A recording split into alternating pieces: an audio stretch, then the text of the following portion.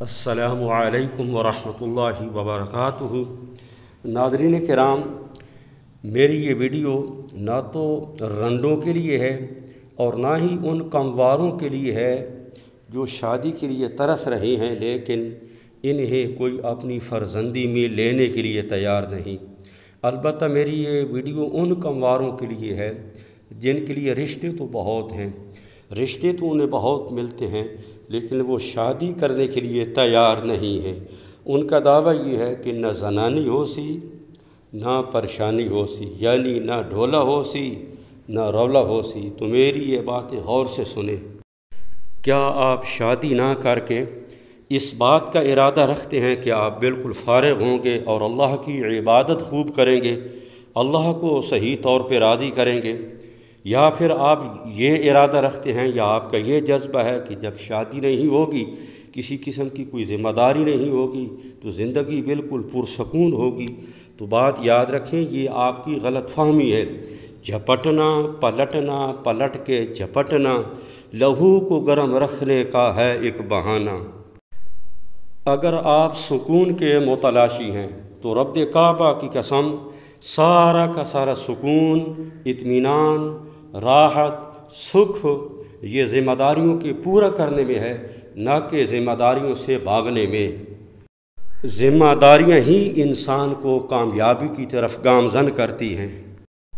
ناظرین کرام، اگر آپ اس لیے الگ تھلگ ہو کے رہنا چاہتے ہیں تاکہ آپ اللہ کی عبادت خوب کر سکیں تو بات یاد رکھیں، یہ رہبانیت ہے۔ اور پیارے آقا مدنی صلی اللہ علیہ وسلم نے فرمایا کہ اسلام نے رہبانیت کا کوئی تصور نہیں ہے، بلکہ آپ صلی اللہ علیہ وسلم کے فرمان کے مطابق رہبانیت یعنی کہ اسلام نے رہبانیت یہ ہے کہ بندہ معاشرے کا ساتھ دے، لوگوں کے دکھ درد میں شریک ہو اور لوگوں کے شانہ بشانہ ہو کے زندگی گزارے۔ ناظرین، جو شادی سے انکار کر کے الگ تھلگ ہو کے رہنا چاہتا ہے، اکیلا رہنا چاہتا ہے، منفرد زندگی گزارنا چاہتا ہے سکون کے لیے، تو بات یاد رکھیں بہت بڑی غلط فہمی کا شکار ہے۔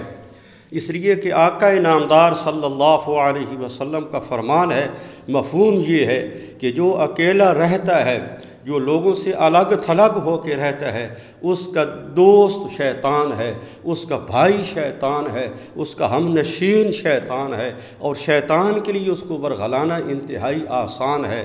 تو بات یاد رکھے، جس کا دوست شیطان ہو، جس کا بھائی شیطان ہو، جس کا ہم نشین شیطان ہو، اور شیطان کے لیے جس کو ورغلانا انتہائی آسان ہو، تو وہ بھلا کہاں سکون کی زندگی اختیار کر سکتا ہے الگ تھلگ ہو کے؟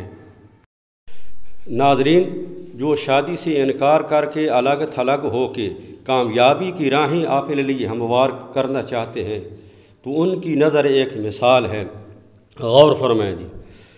پتنگ بلندیوں پر تھا، بہت بلند تھا، تو کسی نے کہا تو کتنا بلند ہے؟ تو کہنے لگا میں تو اس سے بھی اگلی سطح پر جا سکتا ہوں، مجھے تو اس دھاگے نے اپنی گرفت میں لیا ہوا ہے۔